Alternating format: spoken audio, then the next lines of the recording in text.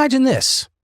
You just lost a loved one, and amidst the grief, you're faced with a mountain of paperwork and some very tough financial decisions. One of those decisions involves Social Security survivor benefits. But where do you even begin? Are you wondering how to navigate the complex world of Social Security survivor benefits? Well, don't worry. By the end of this episode, you're going to have a clear roadmap to help guide you through this challenging process. So stay tuned as we unravel this financial puzzle on today's Ask Ralph show. Now, before we dive in, let's take a quick glance at yesterday's show. Yesterday, we tackled a newlyweds tax checklist for those of you who recently tied the knot. If you missed it, don't fret. You can find all our episodes at AskRalph.com. Now let's turn to today's topic. I received this heartfelt message from Candace in Arizona. Ralph, a friend of mine from church recommended your show, and I've been listening for a few weeks. You asked for questions, and I hope you can help me. I recently lost my husband of 30 years, and I'm overwhelmed with grief and confusion. I've heard about Social Security survivor benefits, but I have no idea how they work or what steps I need to take. Can you please help me understand this process? It's hard enough for me to just handle all the day-to-day things since his passing, and these benefits are just something else I have to try to figure out. Thank you for your guidance during this difficult time. I am truly sorry for your loss, Candace. I can't even imagine the grief you feel. And while I can't help you with that grief, I can pray for you. I can help you navigate your Social Security survivor benefits. So let's talk about this today, and let me give you a game plan for moving forward. Welcome to another episode of the Ask Ralph Show, Mastering Your Finances from a Christian Perspective. I'm your host, Ralph, and I want to thank you for tuning in today. Whether you're a small business owner, a hardworking individual, or someone simply looking to improve your financial situation, you're in the right place. Before we address Candace's question, let's start with a Bible verse that will help prepare us for today's discussion. It comes to us from the book of Proverbs, chapter 19, verse 20, and it says this: "Listen to advice and accept instruction, that you may gain wisdom in the future." Today we're going to gain some wisdom about Social Security survivor benefits, so let's dive in. All right, let's tackle your question, Candace, about Social Security survivor benefits. I'm sure this is a topic you never wanted to think about, but understanding it can provide immense financial relief during this difficult time you're going through. First off, let's answer the basic question. What are Social Security survivor benefits? In simple terms, these are benefits paid to the surviving spouse and or their children of a deceased person who had enough Social Security credits during their working years. You can think of it as a financial safety net that the government provides to help families cope with the loss of income when a wage earner passes away. Now let's break down how these benefits work and the steps you need to take to claim them. We're going to give you some action items, Candace. First of all, let's talk about eligibility. To be eligible for survivor benefits, the deceased person must have worked long enough to qualify for Social Security. Now, generally, this means they must have earned at least 40 credits, which is about 10 years of work. However, there are some exceptions for younger workers. I'm not going to get into those today. So, Candace, the first question to answer is, did your husband qualify for benefits? Did he work 10 years paying into the system before he passed? If he did, as a surviving spouse, you can generally receive full benefits at your full retirement age or reduced benefits as early as age 60. Now, if you're caring for the deceased child who is under 16 or disabled, you can receive benefits at any age. Children of the deceased can receive benefits if they're unmarried and under 18. Now, they give you to 19 if you're still in high school. If the child is disabled and the disability started before age 22, they can receive benefits at any age. Now, you didn't share any specifics with me, Candace, so you'll have to consider those items individually. Well, let's discuss the expected benefit amount. The amount of the survivor benefit is based on the earnings of the person who died. Quite frankly, the more they paid into Social Security, the higher the benefits would be. So, Candace, as a spouse, if you're at full retirement age, you can receive 100% of your deceased spouse's basic benefit amount. If you're between 60 and that full retirement age, you'll receive between 71.5% and 99% of the basic amount. Now, if you're caring for a child under 16, you'll receive 75% of the deceased benefit regardless of your age. And each eligible child will also receive 75% of the deceased benefit. So there's a lot of benefits there. Well, now let's lay out the steps to take. Here's your roadmap, Candace. So let's get to the practical steps you need to take when claiming these benefits. And I know this can seem daunting, especially when you're grieving, but taking it one step at a time can make it manageable. So let's start with step one. You got to report the death.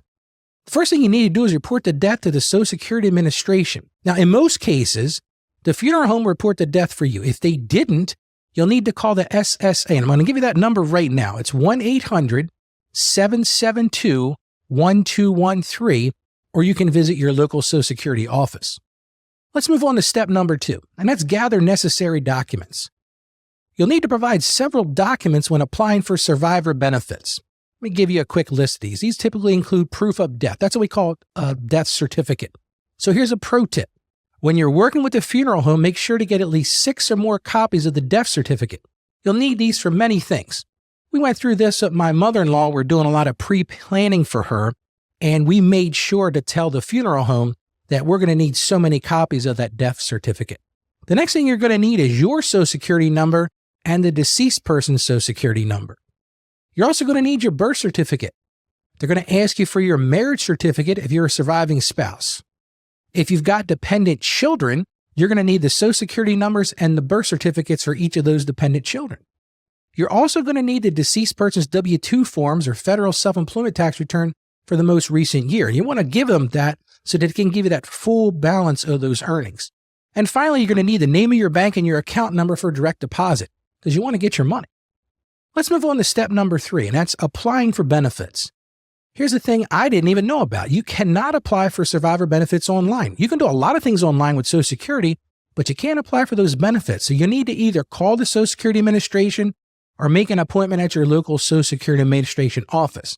And during the application process, you'll provide the documents I mentioned earlier and answer those questions about your eligibility. Now, I highly recommend that you schedule an appointment with them, Candace. It's really the best way to handle it. Let's look at step number 4. And this is a crucial step, and that's to decide when to claim. You got to take careful consideration. As I mentioned earlier, you can claim reduced benefits as early as age 60, or you can wait until your full retirement age for full benefits. This decision depends on your individual financial situation, it depends on your other sources of income, and it depends on your personal life expectancy. And this is a time when you might want to schedule a consultation with someone to discuss your options and the impact on your finances as well as your taxes. We haven't even talked about that, but there's an impact there. So you're welcome to schedule a consultation with me. Just go to askralphpodcast.com/store, and I'd be honored to assist you during this difficult time. Let's look at step number 5, and I hate to mention this one, and it's called follow-up. After you've applied, make sure to follow up with the Social Security Administration if you haven't heard back within a reasonable time frame. Don't be afraid to ask questions if anything is unclear. Unfortunately, with some of these governmental entities, you have to keep on top of them to get the benefits you deserve. And I want to share a personal experience that might help put this into perspective. And Candace, I know you're going through this. A few years ago, my neighbor Tom lost his wife, Linda. They've been married for 35 years, and Linda had handled all of their financial affairs. Tom was not only grieving, but also completely lost when it came to managing their money and understanding these benefits. So I sat down with Tom and walked him through the process, just like I'm doing with you today, Candace. We gathered all the necessary documents. We made the call to Social Security together, and I even accompanied him to his appointment. It wasn't easy, but taking it step by step made it manageable. Now, the most important thing I learned from helping Tom was the value of patience and persistence. We can use that in our lives everywhere. There were times when the process seemed overwhelming, but we took breaks when needed and celebrated small victories along the way. And you know what? A few months later, Tom told me that understanding and receiving these benefits had given him some financial peace of mind during an incredibly difficult time. So Candace and anyone else out there navigating this process, remember that it's okay to ask for help. Reach out to friends, reach out to family, or even a financial advisor if you need assistance. Taking small steps and being patient with yourself can make a big difference. Well, now let's talk about some common questions and misconceptions about Social Security survivor benefits. I hear these routinely, and I want to discuss them so you don't get confused in what you might read online or what you may hear from family and friends. Number 1, I'm working. Can I still receive survivor benefits? Yes, you can, but be aware of the earnings limit. If you're under that full retirement age and earn more than a certain amount, your benefits may be reduced. There's also going to be a tax consequence related to collecting these benefits. Number 2, I'm divorced. Am I still eligible for my ex-spouse's survivor benefits? So here's something you might not have expected. If your marriage lasted at least 10 years, you may be eligible for survivor benefits based on your ex-spouse's record. So a lot of people don't know that one. Number 3, I'm already receiving Social Security retirement benefits. What happens now? Well, if you're already receiving benefits on your own record, you still should apply for survivor benefits.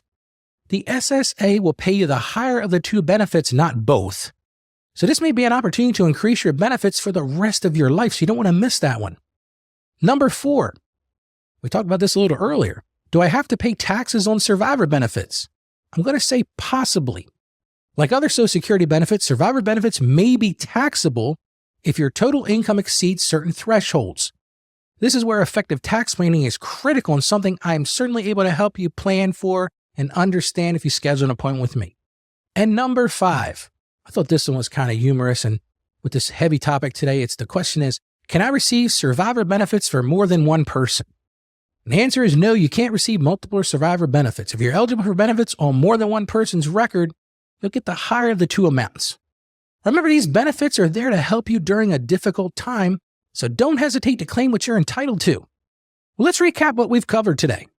First thing, we defined Social Security survivor benefits and who's eligible. Second thing, we discussed how the benefit amount is calculated. The third thing we did was we went through the steps to claim these benefits, including reporting the death, gathering those documents, applying, and deciding when to claim. The fourth thing we talked about was we addressed some common questions and misconceptions. So you know what I like to do? I like to give you some actionable steps. So here's some actionable steps. Number 1, if you're married, you got to have an open conversation with your spouse about your Social Security benefits. This is a time to gain knowledge about each other's work history and expected benefit amounts. Number 2, keep important documents organized and in a safe place. This includes birth certificates, marriage certificates, Social Security cards. In fact, I'm going to be doing a show coming up in the next couple of weeks about what documents you need to keep all the time. Number 3, if you're nearing retirement age, consider consulting with a financial advisor to discuss the best time to claim Social Security benefits. That's where you're going to consider both retirement and potential survivor benefits. I've done a few shows on this topic, so I would encourage you to check them out. You also can schedule a consultation. Me and we could discuss this plan together. Number 4, stay informed about any changes to Social Security laws that might affect your benefits. Number 5, and this one hits home, Candace, if you're going through the process of claiming survivor benefits, don't hesitate to ask for help from friends, from family, or professionals. Well, if you found this information helpful, I encourage you to visit our website. That's at askralph.com.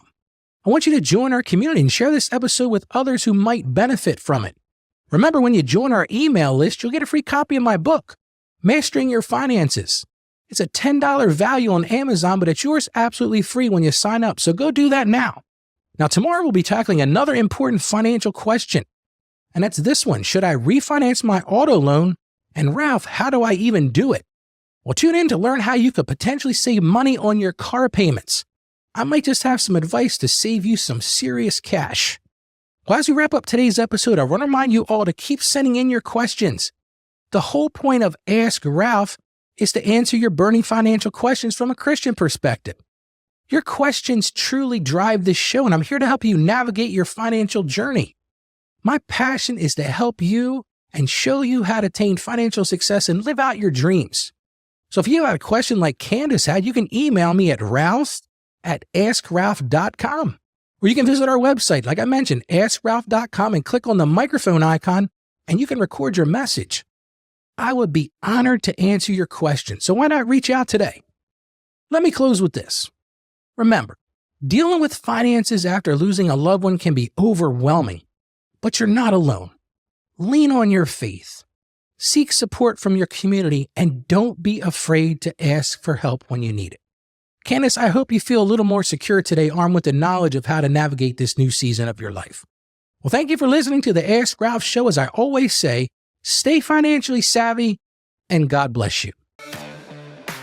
Thank you for joining us on the Ask Ralph podcast. And with a simple click to subscribe, we'll invite you back to our next episode. And remember, financial issues don't have to be complicated. Just ask Ralph. The information contained in this episode of Ask Ralph is based on data available as of the date of its release. Saggio Accounting Plus and Ask Ralph Media, Inc. is under no obligation to update this content if changes occur. Applying this information to your specific situation requires careful consideration of all facts and circumstances, and any information provided is not to be considered as financial, tax, or legal advice. Please consult your tax advisor or attorney before acting on any material covered.